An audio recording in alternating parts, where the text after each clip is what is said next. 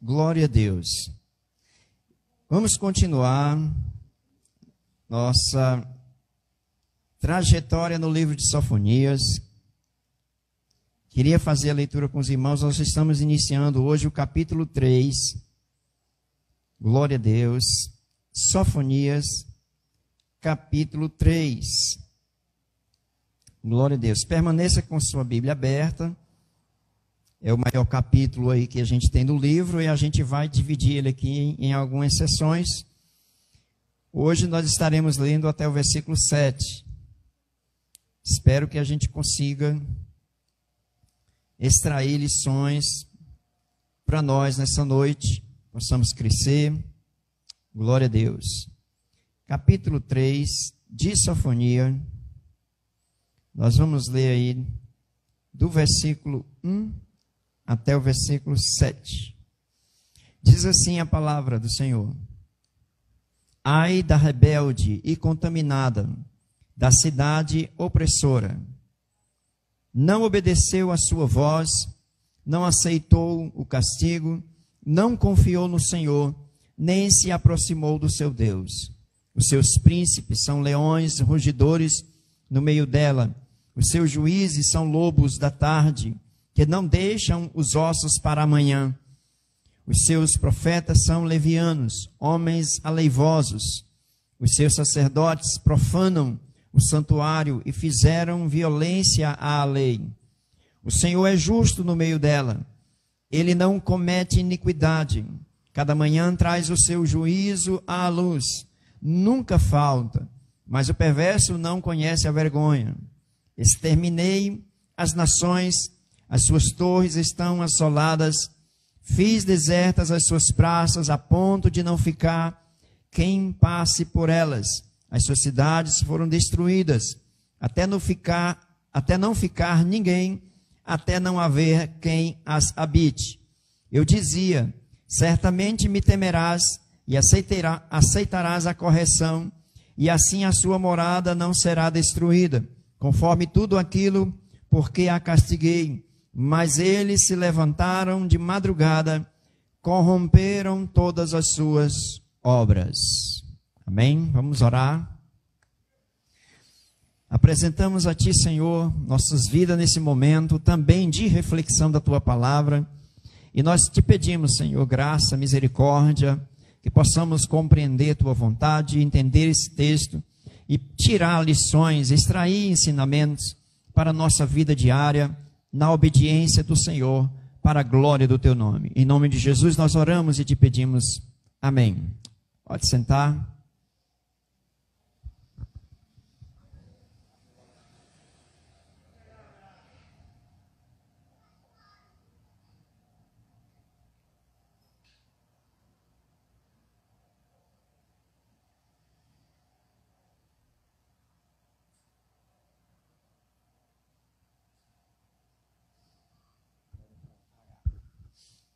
Bom,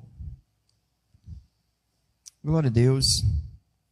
Queremos também dizer aos irmãos que estão acompanhando, às vezes na live com a gente, ou em outro momento assistindo a ministração e também compartilhando com a gente o aprendizado da palavra de Deus. Sejam todos bem-vindos, todos possamos aprender juntos.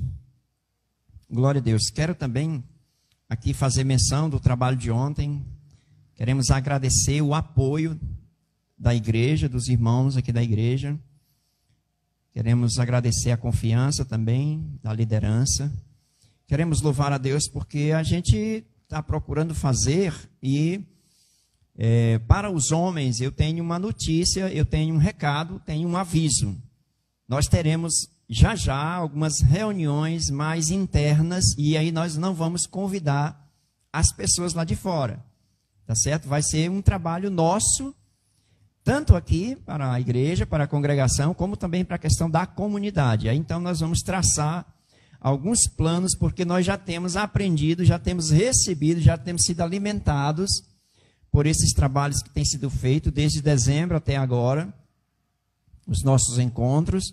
E era exatamente a ideia da gente fazer esse reconhecimento da área, reconhecimento de nós mesmos e a gente tem aprendido, e nós estamos agora no desafio de pôr em prática esse aprendizado, como o nosso pastor falou agora há pouco. O nosso irmão Bruno já disse isso aí, tá certo?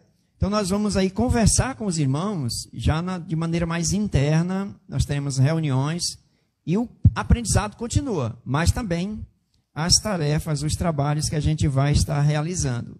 E a questão do evangelismo, eu não pretendo aqui falar com os irmãos sobre essa questão de criar um grupo de evangelismo. Isso aí é uma questão mais da igreja como um todo, mas os homens já vão começar a fazer uma mobilização aí para a gente fazer o que foi citado ontem. Ontem foi uma aula, quem participou aqui deve ter tirado aí suas conclusões e lições para que a gente continue fazendo a vontade de Deus também nesta área de apresentar o evangelho, de compartilhar o evangelho na comunidade.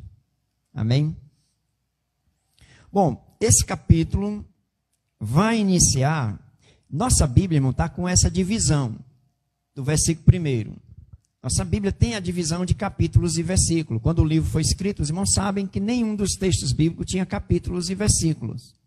Então, quando essa frase começa, ai da rebelde, né? Vou usar até essa versão que está aqui, e contaminada da cidade opressora. Se você pegasse um livro de Sofonias e lesse essa parte sem o versículo, colada no texto anterior, alguns sugeriam que se trata da cidade que está sendo destruída ali, a cidade de Nínive. Certo? Há, então, uma conexão, teria uma possível conexão do versículo com o que está sendo falado no capítulo 2. E a última cidade sendo mencionada por ser destruída por Deus, conforme até Naum vai falar, é a cidade de Nínive, a grande capital da Síria, o império daquele momento.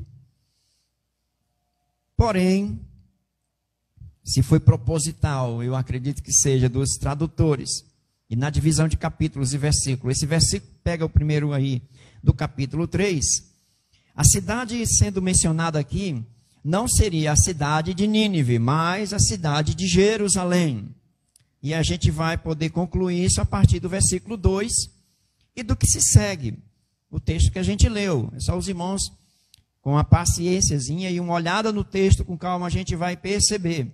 Então, por que há essa mudança brusca, ou essa mudança na linguagem do profeta?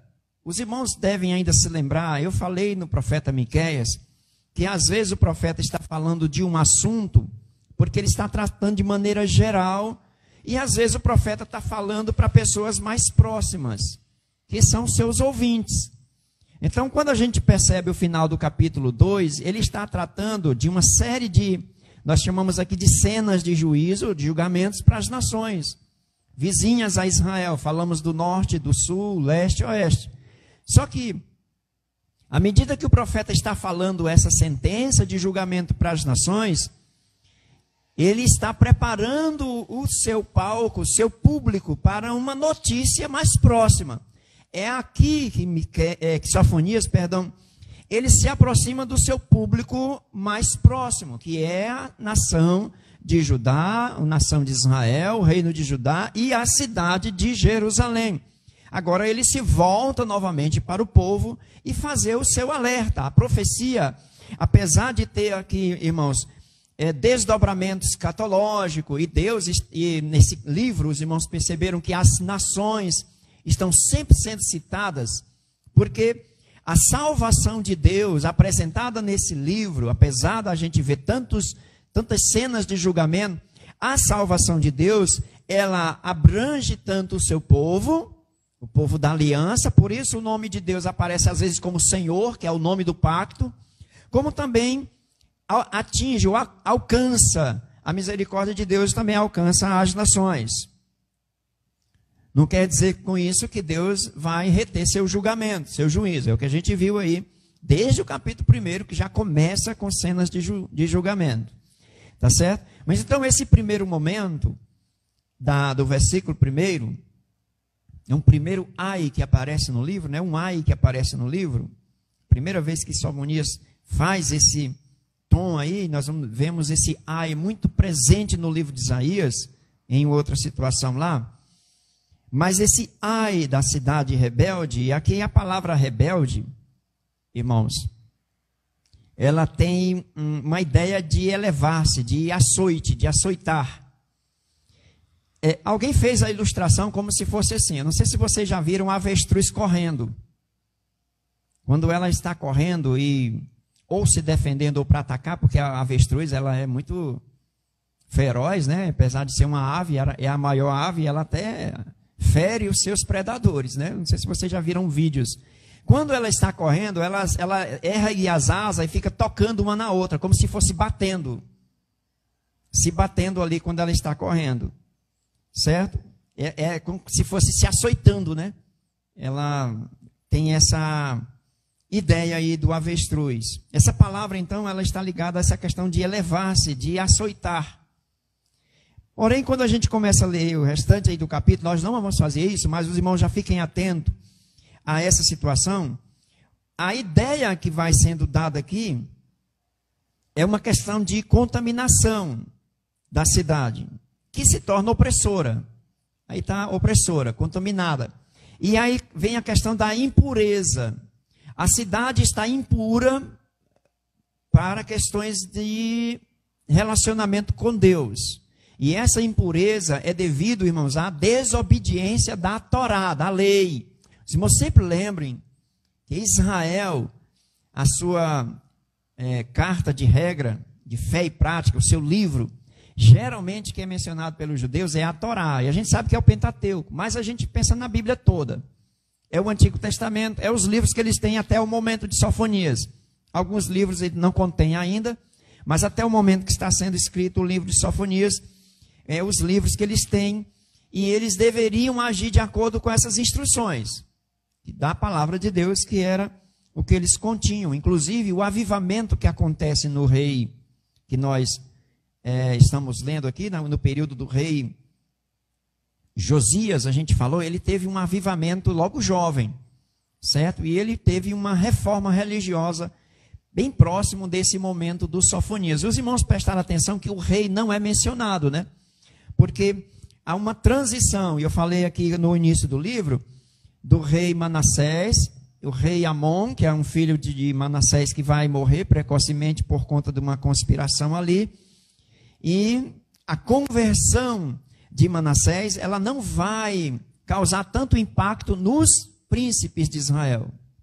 Não vai causar uma transformação, já que vinha numa idolatria assíria, principalmente influenciando ali as decisões de Israel na época.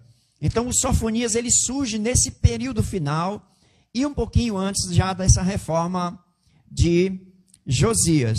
Tá certo? Os comentadores, alguns colocam isso mais adiante, só que quando a gente está lendo aqui, a gente vê ele se dirigindo aos príncipes, aos filhos do rei. E era muito jovem Sofonias para se dirigir a filhos de Sofonias na época. Mas é uma questão de intérpretes. Os irmãos não se preocupem com isso, é importante a gente tirar aqui nossas lições, para que a gente compreenda o desenrolar aqui dessa passagem. Tá certo? Que vai ser apresentado aqui é uma denúncia de Deus. Os pecados acumulados de Israel estão sendo evocados aqui. Vai ser chamado a atenção por parte do Senhor. O seu pecado, sua falta de vergonha com relação ao pecado, que é o versículo 5 aí, e a sua falta de arrependimento. Lembrando que lá no capítulo 2, Deus chama o pessoal para viver uma vida com humildade e andar retamente. E eles não fizeram ou não atenderam a esse chamado de Deus para o arrependimento e ter uma vida de acordo com a sua palavra. O pecado de Judá, irmãos, aqui, eu vou fazer um paralelo, tá certo? Eu sei que pode soar um pouquinho estranho, mas queria que só que os irmãos prestassem atenção. Quando o profeta está falando no capítulo 2, já aí no finalzinho, ele está dizendo, ele está descrevendo o julgamento para aquelas nações. E Judá, que não está sendo assim alvo dessa pregação de Sofonias, eles ficam aceitando ali a pregação do Sofonias até não tocar neles. Até não falar dos príncipes e dos sacerdotes e dos falsos profetas que estavam ali. Eles ficam como que quietos. Está falando das nações, realmente Deus vai julgar esse povo. Os inimigos de Israel estão aí sendo julgados. Então eles ficam ali aceitando a pregação do Sofonias. Mas o Sofonias está preparando eles, irmãos, para falar sobre o pecado de Judá. Ele vai chegar e olha, o pecado de vocês é semelhante. Israel, que era para ser uma nação sacerdotal, uma nação pura, santa, diante de Deus, também estava envergonhando o seu próprio chamado. E quando o Sofonias se dirige a eles, aí vai ter essa reação e vai se manifestar mais a ira. E é por isso que eles preferiam os profetas que falavam o que agradavam a eles. Quando o Sofonias começa a tratar com eles, e o que a gente viu aqui é o próprio Deus agindo. Lembre sempre disso, é sempre Deus agindo. E aqui, irmãos, Deus como que desce para o meio da cidade. Claro que nós temos aqui uma coisa bem de dois lados. Um lado bom, que é o lado da misericórdia, que vai se manifestando no restante do capítulo, do livro aqui. Não vou mencionar aqui, mas vocês vão ver, certo? Mais adiante. Porém, Deus chama a atenção do povo. Deus apresenta essas demandas aí do povo. O que eu fiz uma comparação com aquele caso de Davi, quando teve o seu adultério com Batseba. Ele estava lá, o profeta Natã é enviado por Deus, e o Natã chega lá e conta uma parábola. Isso está registrado lá em 2 Samuel, capítulo 12. Principalmente quando chega no versículo 7. Porque quando Natã está tratando da sua parábola, ele mostra uma pessoa rica que vai conquistar lá o gado de uma pessoa mais pobre, que só tinha um, e vai matar e vai celebrar com seus visitantes. Davi fica irado com aquela parábola, com aquela conversa, e diz que a pessoa deveria morrer. Natã se vira para ele e diz, pois essa pessoa é você, porque está desmascarando ali o pecado de Davi. Então Davi agora, ele recebe essa notícia consigo mesmo e vai ter a sua consciência. Os irmãos sabem, ele vai se arrepender. Nós temos aí um brilhante Salmo 51 fazendo essa descrição aí do seu arrependimento. Aqui parece muito similar à situação de Judá. Eles estão aí vivendo a mesma prática da época de Miqueias. Vou relembrar os irmãos. Justiça social estava aqui sendo o alvo da denúncia do profeta. Além dessa justiça social, porque vai atingir os pobres, aí no versículo de número 3 vai falar que eles devoravam tanto a presa que não ficava nada para o dia seguinte. Olha a ferocidade. E eles são comparados como leões que devoram a presa. É assim que Miqueias vai apresentar. Sofonias aqui. E Miqueias já tinha falado isso no seu livro. Você pode ver isso lá no capítulo de número 3, quando eles maquinavam de noite para agir de dia. E isso tinha conluio com os sacerdotes e os juízes da nação, os príncipes de Judá. Os mesmos pecados sendo repetidos. E ao invés de eles se arrependerem, parece que se agravava mais à medida que vai passando o tempo. Deus então retarda o julgamento, ou sua ação, devido a esses avivamentos dos reis de Judá, que tiveram aí momentos de avivamento com a palavra de Deus, e que foi prorrogado, vai ser mais adiante essa destruição, esse sofrimento que Judá vai passar, que nós sabemos que é o exílio. Nós estamos aqui bem próximo do exílio, já falei disso também. Tá certo? Então, quando a gente começa a olhar aí o versículo 2, olha o chamado de Deus. Eles não obedeceram a sua voz, não aceitaram o castigo. O castigo aqui, eu espero que os irmãos entendam que é disciplinar, certo? Está ligado ao açoite, mas disciplinador. Não confiou no Senhor e eles não se aproximaram de Deus. Ao invés de se aproximarem, irmãos, eles se distanciaram. Eu até falei aqui uma frase nos versículos anteriores a esse capítulo, que eles não buscavam mais o Senhor. Então, aquele buscar ao Senhor, que a gente vê nos profetas, eles não faziam mais isso. Eles estavam se achando. Por isso tem essa questão da rebeldia aí, presente no povo de Israel. Tá certo? Uma outra coisa que a gente vai ver aí, é a falta de obediência. Porque eles rejeitam a disciplina. Veja bem aí o versículo 7, eu sei que não, a gente vai estar indo e voltando no texto. Olha o versículo 7. Diz, eu dizia, certamente me temerás e aceitará a correção. E assim a sua morada não será destruída. Eles não aceitaram essa correção. Se mantiveram rebelde. Vou só lembrar os irmãos, nós estamos lendo numa transição, existe posteriormente, próximo a essas declarações, o avivamento de Josias, tá certo? Mas após o avivamento de Josias, e ele morre precocemente, a gente falou isso aqui, acontece logo após a invasão babilônica. E a rebeldia de Judá permanece. Isso vai ser muito visto no tempo de Jeremias.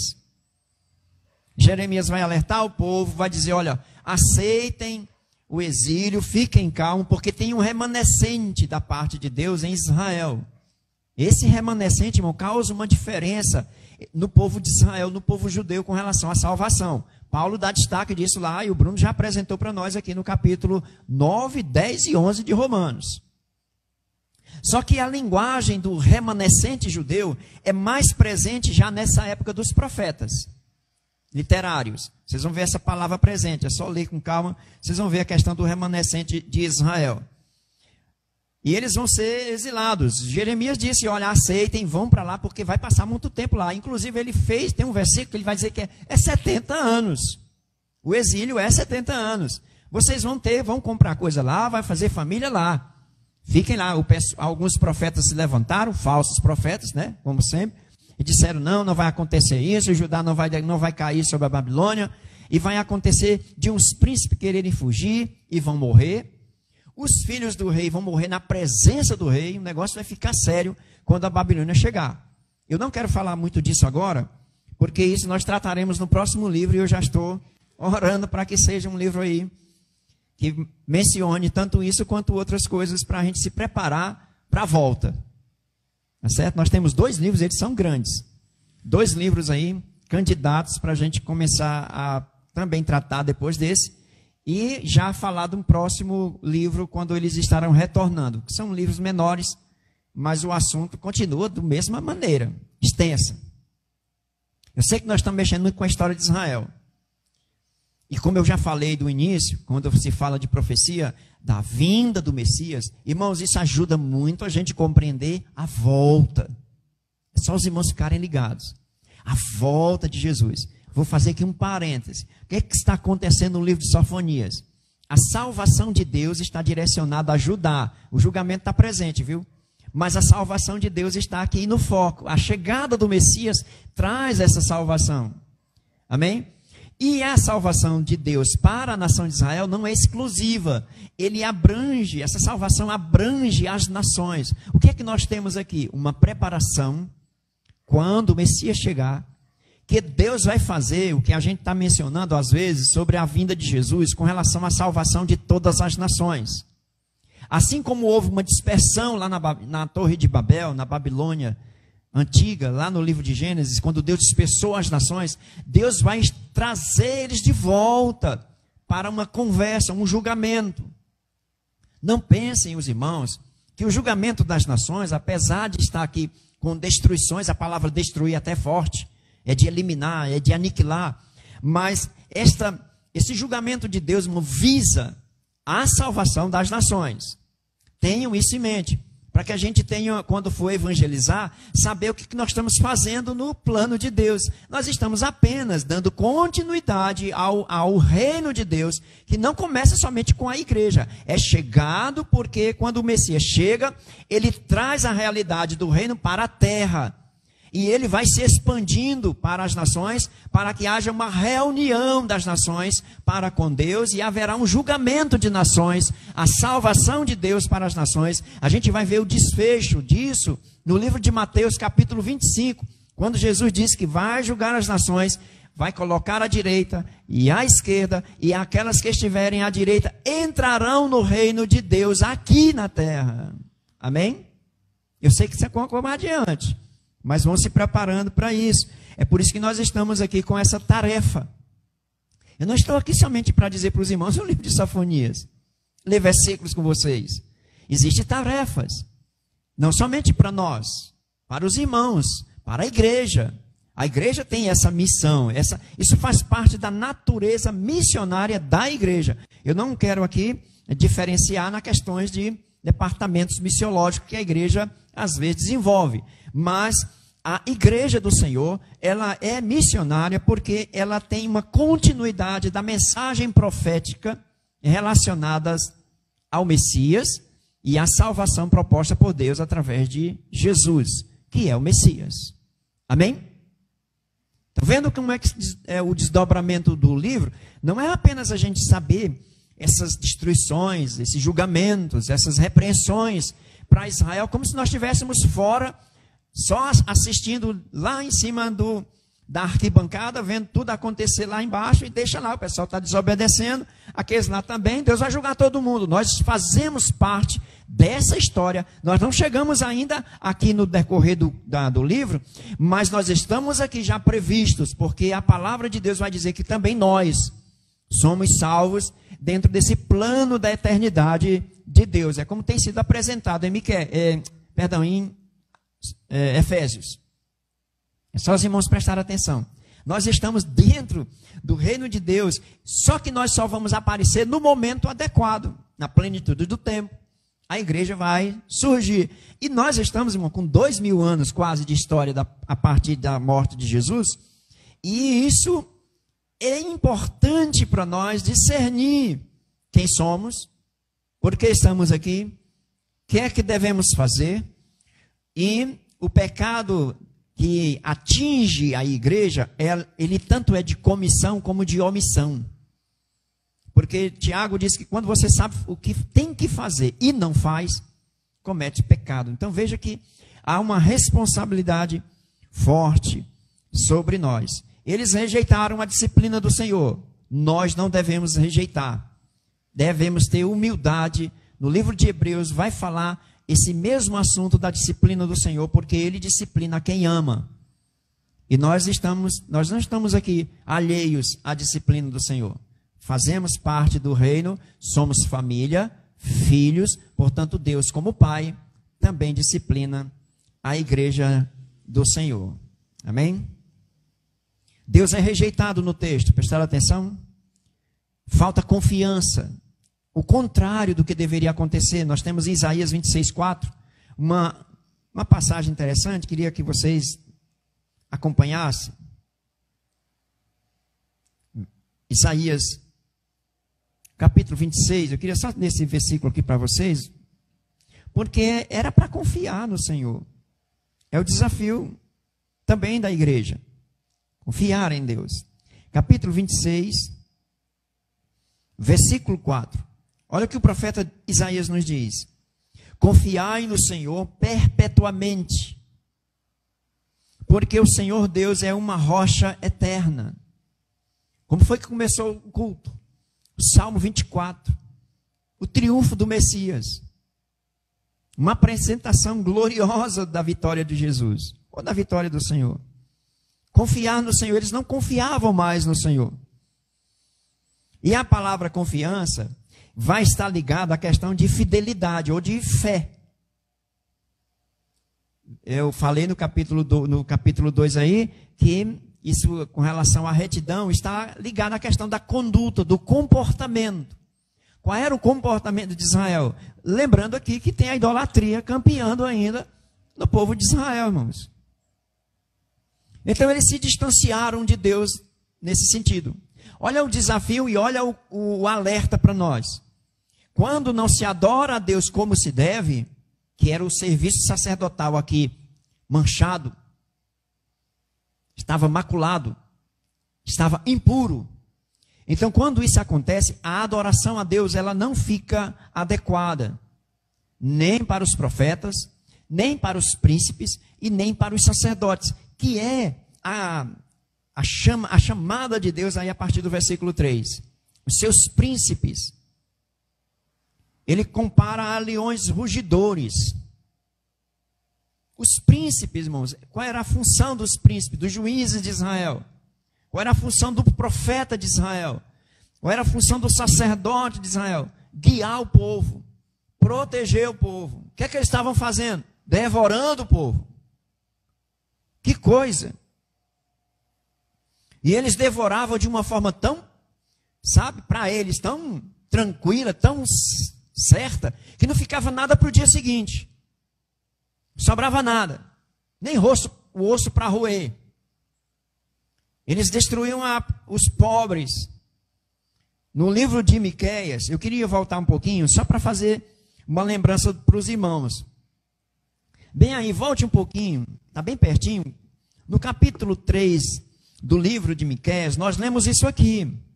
Olha só, versículo 2 em diante.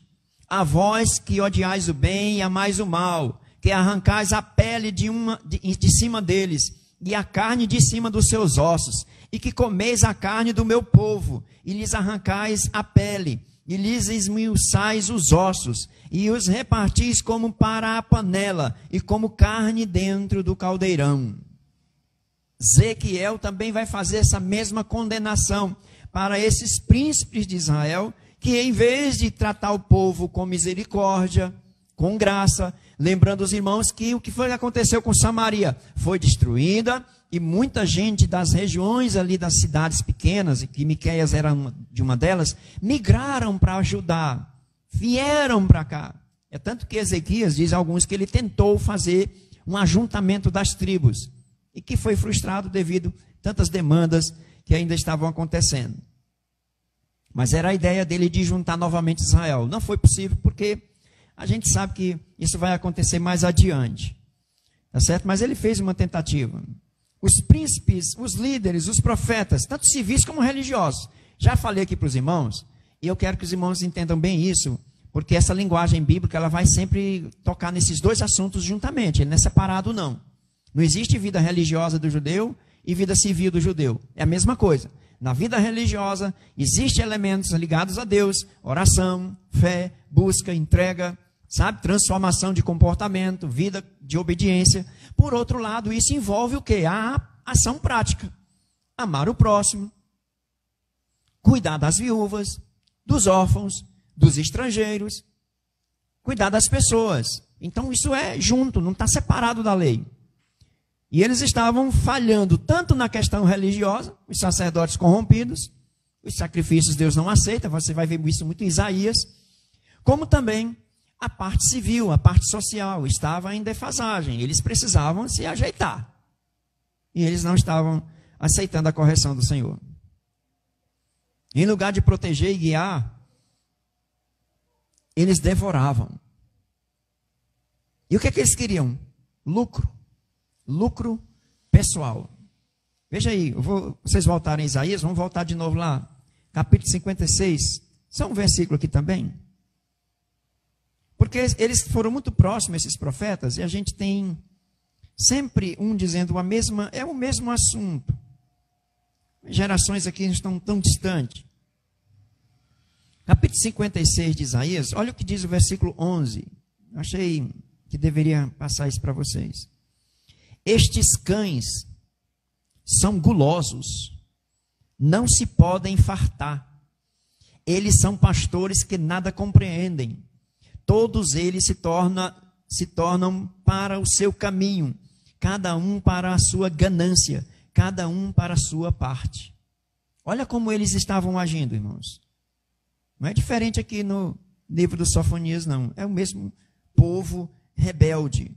É o mesmo povo em desobediência. E, irmãos, olha, uma vez desobedecendo qualquer mandamento da Torá, o desdobramento é por toda ela. E eles falhavam muito. Vou dizer aqui no básico, as 10 palavras, ou os 10 mandamentos. Falhando aqui, num desses mandamentos, continua aquela questão da bola de neve, né? Falha no outro, erra no outro e vai se afastando da vontade de Deus, da obediência. E é interessante que eles tinham profetas adequados para isso, falsos. Misericórdia. Eles preferiam ouvir os falsos profetas. Irmãos, misericórdia. Hoje nós estamos enfrentando uma situação delicada em relação a algumas igrejas, em que a mensagem da palavra de Deus ela está ficando obsoleta. Já tem gente até querendo atualizar a Bíblia, né? E eu vou falar para os irmãos que Jesus vai voltar no livro de Sofonias. É um livro antigo. Mais de 2.500 anos antes de Jesus. Ou antes de nós, né? Mais de 500 anos antes de Jesus. Estou falando do livro que ele vem, num livro que está na Bíblia. É desse jeito. Aqui está. Não adianta a gente querer fazer uma contemporaneidade desse texto, fazendo com que tenha uma outra linguagem. É essa linguagem aqui, irmãos. Pode ler aí na sua Bíblia, vai para casa, ore a Deus e leia de novo, você vai ver. É a mesma mensagem. É o Sofonias dizendo essa sentença, Deus dizendo essa sentença. Israel vai passar. Por quê? Isso faz parte de uma história, para nós, já passada. Para nós já é passada, é a história que passou em Judá. Mas essa história, ela tem desdobramento futuro. E aí onde está o nosso desafio de pegar, calma aí, onde é que está o versículo que serve para nós? Todos eles. Porque aqui vai ter um versículo que você vai ver, isso aí é bom, isso aí dá certo com a gente, porque fala de bênção, fala da salvação, fala da proteção de Deus, a gente quer isso daí. Irmãos, todo o livro também serve para nós. As lições serão dadas, porque a infidelidade de Israel, os pecados de Israel, estão ainda campeando no mundo. E olhe que está querendo invadir a igreja. E o desafio nosso é, queremos continuar na obediência ao Senhor. Ontem o pastor Álvaro tocou aqui no assunto sobre a questão de desvalorizar a questão da lei do Senhor. É como se fosse uma mudança de entendimento. Deus é o mesmo santo. Claro que o desdobramento para a igreja em relação ao plano de Deus, aí é um desafio que está sendo apresentado no Novo Testamento. Eu não estou tocando nesse assunto aqui. Quem estiver vindo para a escola bíblica e participando dos estudos que estão sendo dados pela nossa irmã, tanto de Efésios como de Marcos, está tudo ali, os esclarecimentos, e o comportamento da igreja vai sendo norteado, a gente está andando. Tá certo? Mas nós trabalhamos a Bíblia toda, irmãos. Meu desafio aqui é não sair muito daqui, porque os irmãos estão tratando esse assunto em outros textos. Eu sei que é um pouco desafiador para nós, porque essa linguagem é não tão utilizada ou mencionada entre nós, e as palavras são muito, eles gostavam muito de parábolas, os profetas. Como eles viviam em regiões montanhosas, que os chacais do deserto, por exemplo, que eles são animais noturnos, eles pegavam as práticas desses animais e tiravam lições e colocavam para o povo pensar. Tem até um salmo que fala do pelicano no deserto. O pelicano é uma ave aquática. Como é que ele sobrevive no deserto? Então, até lições sobre aves, animais e até feras peçonhentas são às vezes utilizadas para dar ilustrações. É as parábolas daquela época. Tá certo? E isso tem o seu desdobramento espiritual e a compreensão que a gente vai tendo. Como é que vai destruir a presa a ponto de não sobrar nada? Se não é sugar tudo que a pessoa tem. O que ele estava fazendo?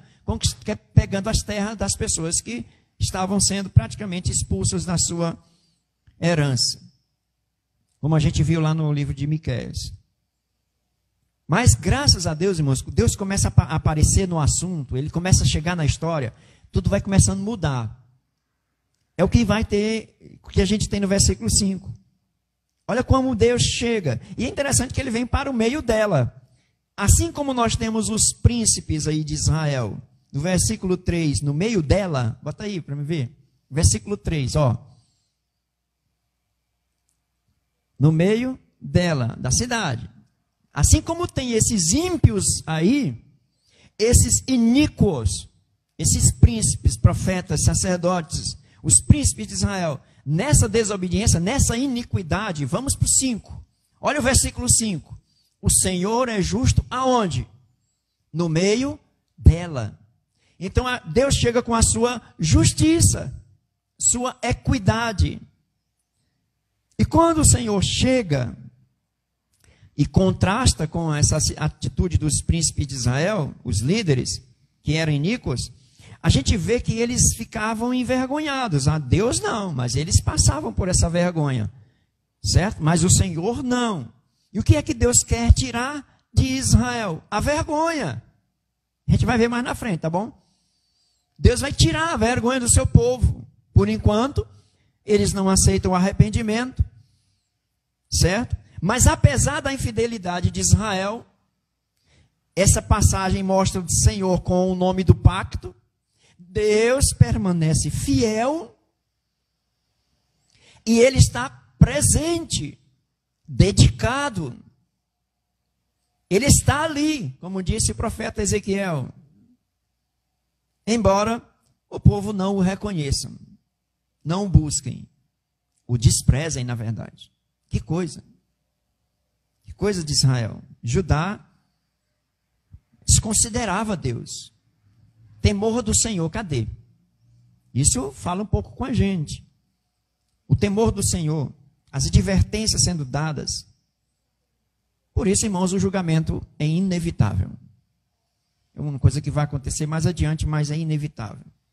Como eu estou contando história, já fica até mais fácil de falar. Se eu fosse aqui o Sofonias e dizendo, aí tinha que esperar, né, o acontecimento. Para mim já aconteceu. Então, tem um desdobramento aí que já se foi. Versículo 6. Ele faz menção, uma espécie de resumo do que ele estava tratando desde o capítulo 1. Exterminei, a palavra aí é forte, viu? É destruição mesmo. Ele mostra o que ele fez. Eu exterminei as nações, as torres, as cidades, as praças. Eliminou os inimigos de Israel. Ele faz aí esse resumo histórico. A ideia aqui não é eliminar as nações, já disse, com relação à destruição total. Mas Deus está tratando de todas as nações, não apenas de Israel, com o julgamento. Existe julgamento de Deus para as nações hoje também. E eu vou dizer aqui uma coisa para vocês. Está acontecendo várias atrocidades por líderes em nossos dias. E como também em outras gerações passadas. E eles pensam que estão impunes. Deus não vai julgar eles. Todos serão julgados diante do Senhor. Todos. Não é apenas Israel. É todas as nações. Serão julgadas diante do Senhor. Porque muita gente sofre. Crianças, mulheres. Essa guerra aí, irmão, quem sofre é as crianças e as mulheres, principalmente. Também as perdas. E é dos dois lados, viu? É dos dois lados. Sempre há perdas. Mas o povo só vai aprender a não guerrear mais quando Jesus chegar. Porque parece que essa ambição do mundo está presente no coração humano. E eles não estão nem aí para quem é a presa.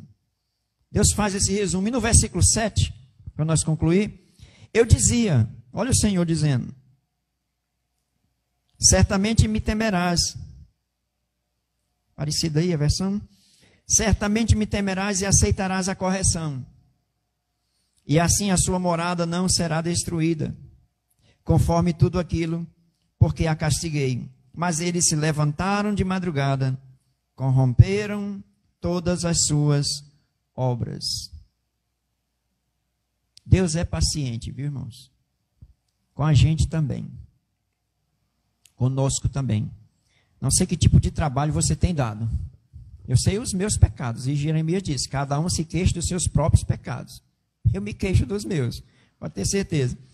Mas aceitar a disciplina, a correção, irmãos, é saudável, é bom para nós. Vai nos moldar a questão do caráter e de a gente ter essa intimidade com o nosso Deus, não apenas porque Ele é o Deus que criou os céus e a terra, está lá no seu trono poderoso, é nosso Pai. Essa proximidade, essa intimidade vai acontecendo porque o Senhor está tratando da gente, está santificando, e nós fazemos parte desse novo mover do novo homem que Deus começou desde Cristo na ressurreição dos mortos. Eles não tiveram o exemplo de Samaria. É como se o que aconteceu em Samaria, não, isso aí é lá, não acontece aqui. Irmãos, era um alerta grande de Deus. Era para ajudar a se ajeitar, se converter e buscar o Senhor. Eles continuaram fazendo pior. Foi só eles começarem a ter ganância das terras e tudo mais. E eles não ficaram nem como posse da terra. Porque muita gente aqui desses príncipes vai morrer. Eles não vão continuar sendo dono das terras que eles, como leões, devoraram os seus compatriotas, seus irmãos. Aqui não é uma guerra externa, é dentro de casa, é na nação de Israel. Deus diz que eles comeram a carne do meu povo. Misericórdia, que coisa triste. Isso serve de alerta para a gente. O Samaria não serviu de alerta para Judá. Eles continuaram na corrupção. Vou só saltar um pouquinho, mas eu não vou ler detalhes aqui. Mas vamos até o versículo 11. Só para os irmãos terem uma ideia aí do que vem por aí. Naquele dia não te envergonharás de nenhuma das tuas obras, com as quais te rebelaste contra mim. Porque então tirarei do meio de ti os que exultam na tua soberba, e tu nunca mais te ensoberbecerás no meu monte santo. Então veja que Deus está tratando, e Ele vai começar a fazer essa purificação, e a mensagem de esperança para o povo de Israel está também presente no livro da condenação, ou no livro do dia do Senhor. Tá certo? A gente vai ter aqui alguns versículos dessa parte misericordiosa de Deus sendo apresentada pelo profeta. Vamos aqui a algumas lições rapidinho para a gente concluir. Primeira.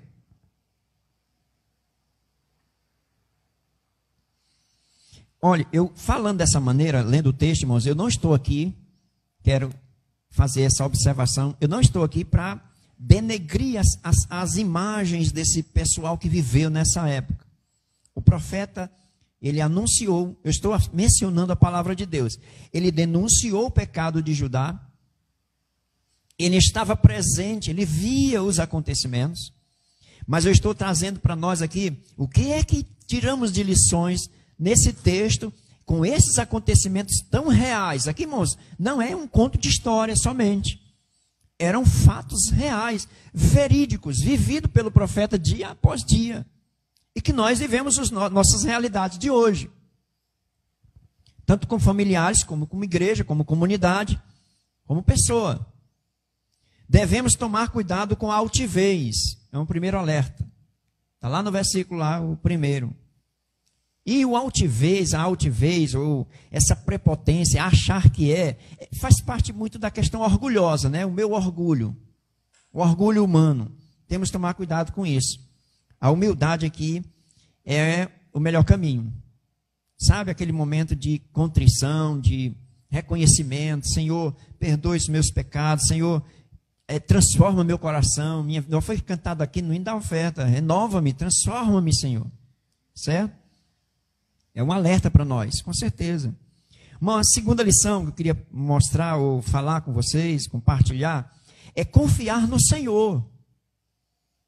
Confiar, irmãos. Aceitando a correção. Confiar em Deus aqui não é só com relação àquilo que a gente quer, a bênção que precisamos. Confiar no Senhor envolve todo o plano dele, tudo que ele está realizando em nossas vidas. Eu confio que o Senhor me purifica dos meus pecados, me santifica e me abençoa. Existem as promessas de Deus presente. Temos que ter essa noção do todo da parte do Senhor para nós. Tá certo? Terceiro, agir com justiça e com equidade, irmãos. Que a gente exerça misericórdia, por exemplo. Porque eu sei, nós sabemos pela palavra de Deus que muita gente que não aceita Jesus, ou que não se converte, que não são transformados, que não aceitam, que não creem. O julgamento deles, irmãos, é triste. É a segunda morte. Isso é sério. Mas eu não devo aqui desprezar as pessoas que por enquanto estão cegas. Não entendem o Evangelho. O Deus deste século cegou o entendimento do incrédulo para que ele não vejam a luz da glória do Evangelho de Jesus. Então eu me sinto aqui desafiado por Deus, como foi dito ontem, com essa obrigação de anunciar. Ei, rapaz, se arrependa dos seus pecados, é verdade a palavra de Deus, nós não estamos contando somente uma história registrada num livro. A eternidade responderá algumas perguntas que por enquanto tem gente que pensa que Deus não está nem aí. Tá certo? Mas a verdade é que nós devemos agir com justiça, tanto no sentido espiritual como social. Não vamos fazer separação. A igreja é o sacerdócio real, mas também são servos do Senhor que estão servindo a Ele e às pessoas. Amém? Eu desafio para a gente, como igreja. É o que foi dito na última escola bíblica, o Bruno falou aqui da palavra diaconia, que é o serviço. Tá certo? Que é os dons espirituais ali sendo mencionado por Paulo. Quarto, Deus é fiel e devemos viver também em fidelidade. E a palavra fidelidade, já disse para vocês, está relacionada com a raiz da palavra fé. Então, quando eu creio, eu estou vivendo, eu não somente acredito em Deus. A minha vida vai ter, a minha fé, ela me leva, ela me movimenta para a fidelidade. A palavra não é separado não, viu? A palavra fé, ela na Bíblia, no Novo Testamento principalmente, tem desdobramento para a ação de acordo com a crença. E os apóstolos chamam de obras da fé, como Tiago, principalmente. E por último, devemos considerar o temor do Senhor. Amém? Vamos ficar de pé?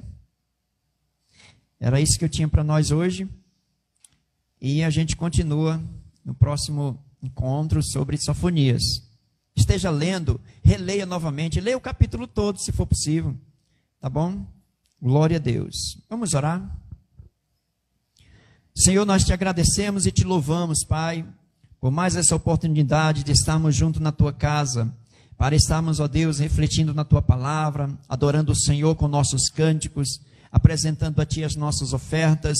Tudo que nós fizemos aqui é para louvor e glória do Teu nome, Senhor. Te pedimos, ó Deus, a Tua bênção sobre nós, que o Senhor nos ajude cada dia mais a compreender, a viver a Tua palavra, a distribuir, a compartilhar esse pão da vida, esse alimento da alma, que nós possamos, ó Deus, compreender cada dia mais a Tua vontade, através dos textos da Tua palavra, do texto sagrado, que as escrituras sejam saborosas, ó Deus, aos nossos pensamentos, aos nossos ouvidos, que a nossa leitura seja simples, humilde, mas com a sede de aprender mais de Ti e compartilhar, Senhor, a Tua palavra. Abençoa a Tua igreja que está aqui reunida, os irmãos que acompanharam a gente, ou que vão ver em outro momento, que também possam descobrir essas verdades que estão na Tua palavra, extrair lições, ó Deus, que possamos compartilhar com outras pessoas a realidade do Teu reino, ó Deus, a vinda do Teu Filho, a vinda do Messias, que possamos, ó Deus, desfrutar a salvação do Senhor, que o Teu julgamento, Senhor, seja para nos corrigir, nos disciplinar, mas que possamos, ó Deus, tirar as lições necessárias, para que possamos viver uma vida santa diante de Ti, de acordo com a Tua vontade, para a glória do Teu nome, Senhor. Abençoa a Tua igreja, abençoa o Teu povo. Muito obrigado por esse momento. Nós te louvamos e eu te agradeço em nome de Jesus. Amém. Glória a Deus.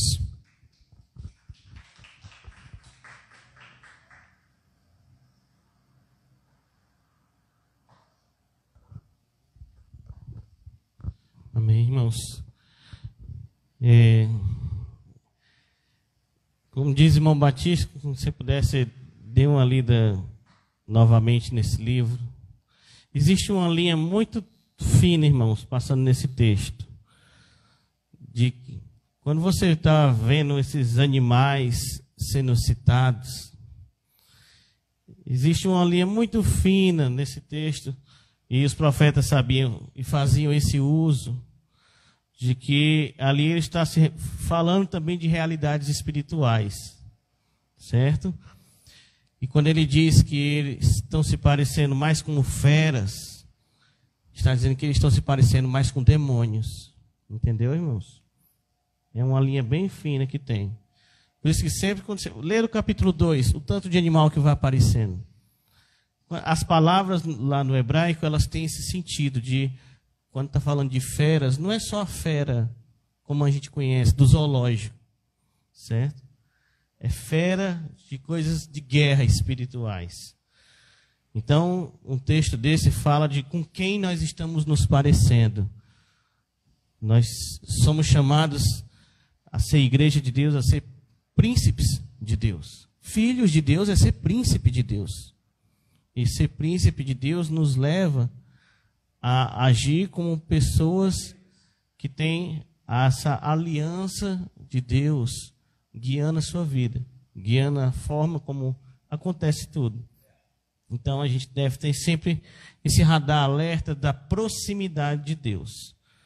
Ele vai desenvolver isso na próxima vez, mas veja como confiar em si mesmo afasta a pessoa de Deus, certo? O profeta diz lá, o Senhor está aqui. Ele podia ter escolhido várias palavras para usar o nome Deus, mas ele escolhe uma que diz assim: o Deus de aliança está no meio da cidade. Entendeu, irmãos? Então, Deus quer manter aliança. Deus se aproxima de nós. Então, se aproxime de Deus. Não espere a destruição chegar na sua casa. Tem muita gente que espera. A gente fala. A pessoa espera a destruição chegar. Veja, gente, será que eu vou ter que destruir de novo? Tem gente que espera para depois agir. Amém? Vamos orar. Encerrarmos. Pai amado, Senhor, muito obrigado pela Tua palavra, Senhor. Obrigado pelo Teu amor. Obrigado pela Tua graça. Obrigado pelo Teu favor, Senhor. Ó Deus, que nossos rostos, nossa atitude, nosso semblante, nosso corpo, possam, Senhor, falar da Tua glória, falar do Teu Espírito Santo entre nós, Senhor. Que nós possamos nos parecer cada vez mais contigo, Senhor. Possamos abandonar de vez, Senhor, a nossa natureza humana, fazendo morrer nossas vontades que tentam nos afastar de Ti, Senhor. Abrindo portas, Senhor, para o Teu Espírito Santo e cada vez mais trabalhando, renovando e nos dando um pensamento certo de quem nós somos, de como são o Teu amor por nós, de como são as Tuas bênçãos, do que o Senhor quer fazer na nossa família, do que o Senhor quer fazer através de nós. Abençoe cada um dos irmãos que estão aqui. Ó Deus, levanta aqueles que não conseguiram chegar aqui hoje. Que o Senhor possa estar abençoando e levando essa palavra até eles. Abençoe esses irmãos que estão nos acompanhando pela internet. Que o Senhor possa estar levantando homens e mulheres, Senhor, que se aproximam do Senhor, independente de qualquer coisa, Senhor. Que possam se voltar ao Senhor. Que possam apresentar a Ti, Pai, seus erros, nossos erros, confiando no trono da graça que está estendido, está aberto para nós. Abençoa nossa semana, Senhor, abençoa cada um dos irmãos. Em nome de Jesus, amém e amém, irmãos.